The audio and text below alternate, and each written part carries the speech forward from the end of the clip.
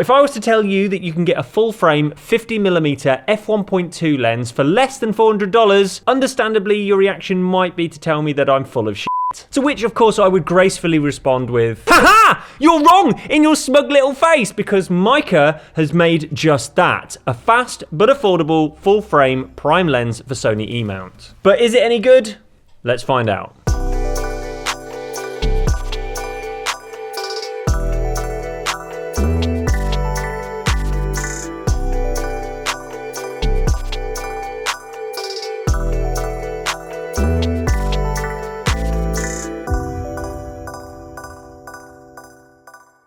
Priced at £237 or $360 for an f1.2 full-frame prime, this lens is certainly very affordable, and despite its low price tag, it's actually very nicely built too. The lens body is made entirely from metal, which makes it feel really nice and weighty in the hand, and it also feels very well balanced on the front of my Sony A7III. It is worth mentioning though that just like the person doing this review, this lens is completely dumb.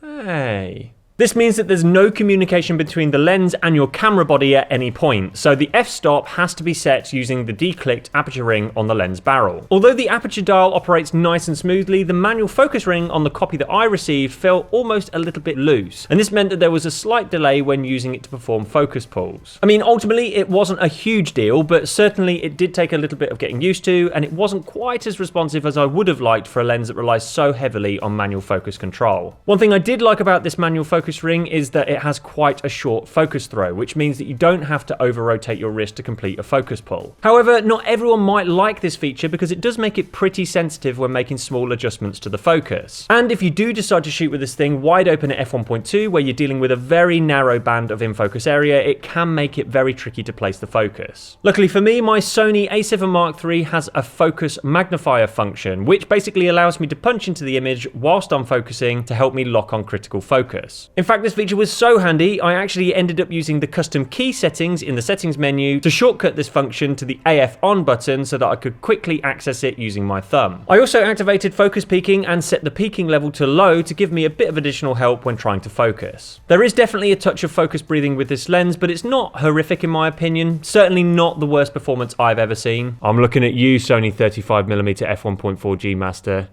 Yes, that's right, you know what you did. You know. In our Bokeh Balls test, shooting at f1.2 created lovely large Bokeh Balls. However, although the orbs at the center were nice and round, they did have a very prominent onion ring effect to them, which I know some people really don't like the look of. Towards the edges of the frame, the round balls quickly turned into a squashed cat's eye shape, which when combined with the onion ring effect kind of makes them look like the eyes of Cthulhu staring directly into your soul.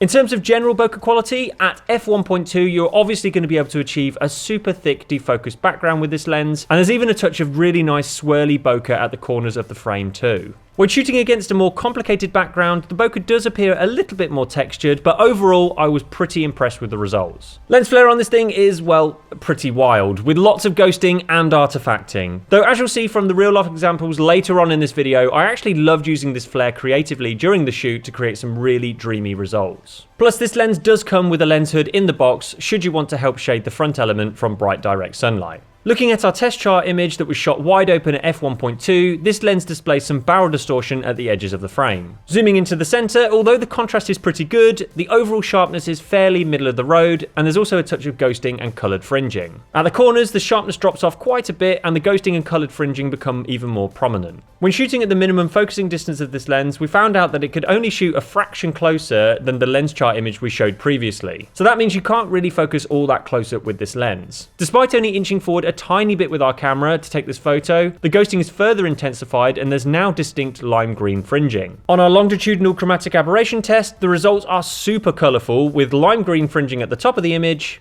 and a strong purple cast towards the bottom. When you take the lens out into the field, the real life results it creates are actually pretty good. For portraits at least, the super wide maximum aperture of f1.2 provides a nice thick background blur that's ideal for separating your subject from the background. Now needless to say, because this is a manual focus only lens, unless you are an absolute master of focus pulling, you're probably not going to be able to shoot moving targets with this thing, so it does limit the amount of usage you're going to get out of it. However, for stationary portraits, this lens has loads of camera character, and I was really happy with the results that I walked away with. As I mentioned earlier, if you're into using lens flares creatively in your work, then this thing will be well up your street, as I managed to get some awesome results by glancing sunlight off the side of the front element. If the thought of having to focus manually at f1.2 makes you die a little bit inside, then I totally understand your reservations, and I'm not going to lie, it is tricky, but certainly not impossible. And ultimately, you can always stop the lens down to a more manageable aperture like f2, which will give you a much better chance of landing a sharp shot. So that's exactly what I did for these images here, and yes, although you do lose the intensity of the background blur, the results are noticeably sharper as you stop down this lens, and it's far more practical to work with when focusing manually. So in conclusion, is this a lens that I would add to my camera bag? Well, being honest, it probably wouldn't make the cut to being a permanent addition, but it certainly is a lens that I would happily keep at home and reach for every now and again if I was feeling creative, and I wanted a lens that offers bags of quirky character. Anyway, if you are interested in buying this lens, I provided Amazon affiliate links in the description below. Any purchases made using those links does give us a small kickback, which really does go a long way to supporting the channel and all the work we do here. So thank you in advance for doing that,